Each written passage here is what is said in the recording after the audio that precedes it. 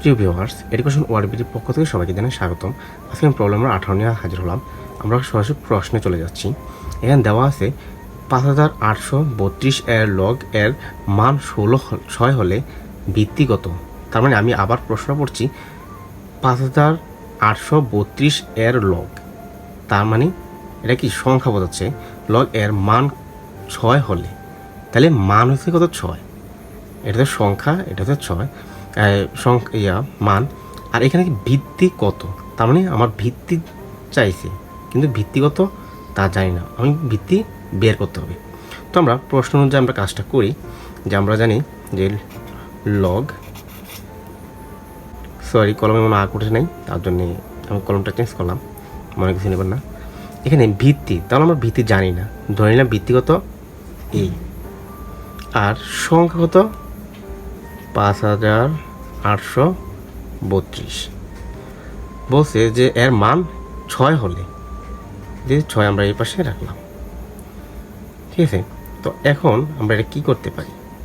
আমরা এটা একটা সূত্র মতো পড়ে যাচ্ছে, তো আমরা এই সূত্র দেখে আগে কী সূত্রটা একটু এইখানে দেখেন, যে লগ ভিত্তি এ মানে ভিত্তি এক্স ইকুয়াল 1 হলে আমরা এই মানটাকে আমরা এভাবে লিখতে পারি।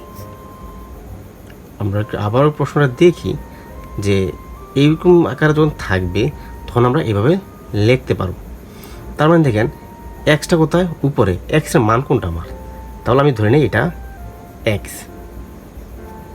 একটু প্রশ্ন একটু ভালো করে দেখবেন, কারণ এটা একটু কঠিনও না আবার সহজও না, এরকমই। যদি পারেন অবশ্যই সহজ। তো আমি ভেবে নিলাম এটা এক্স, যেহেতু উপরের অংশ, তার মানে এটা এক্স। নিচে ভিত্তি এটা যেভাবে সেভাবে। তাহলে এন কোনটা? এটা। তাহলে এটা আমি ধরে নিলাম এটা এন।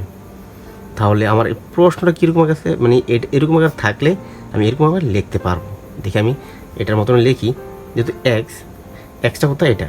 তাহলে এই পাশে কত? 5832।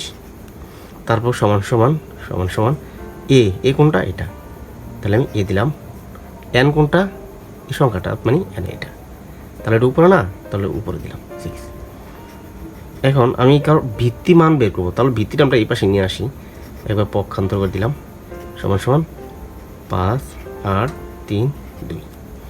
এখন আমি এটা যে পাওয়ার 6 আছে, তাহলে আমি এই মানটাকে পাওয়ার 6 করার চেষ্টা করব। তো দেখি আমি পাওয়ার 6 করতে পারি কি না।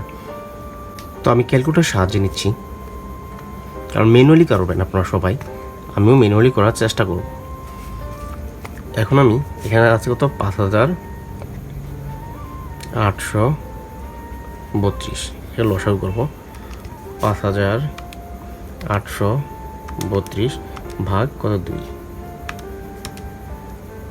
2 দিয়ে যায়, তাহলে 2916। এটা আবার 2 দিয়ে যাবে, কারণ জোড় সংখ্যা, ভাগ 2, 1458।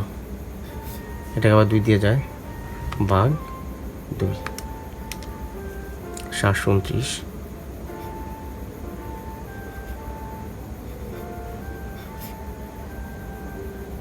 দেখি এখন আমি 3 দিয়ে যাই কিনা, ভাগ 3 যায়, 3 দিয়ে দিলাম, 2 4 3। এটা আবার 3 দিয়ে যাবে, ভাগ 3, 81 বার 81 ভাগ 3 কত? 3 দিয়ে দিলাম কত? 27। এটাকেও আবার 3 দিয়ে যায়, ভাগ 3 9। এটাকে আবার 3 দিয়ে যায়, তাহলে 3 3। এখন আমি দেখি ভিত্তিগুলো মানে ইয়াগুলো কয়েকটি কী পেলাম। তো আমি এখানে লিখি 2 1 2 3, তারপর 3টা পেলাম, 2 3টা পেলাম, ইন্টু 3 কটা পেলাম? 1টা 2টা 3টা 4টা 5টা 6টা, তাহলে 3 6টা পেয়েছি। তার মানে এটা আমার সেম মিলতেছে, কিন্তু আমার শুধু মিলে না শুধু এইটা। এখন আমি এটাকে কীভাবে লিখবো? চলুন আমরা এখন দেখি এটা কীভাবে লিখবো।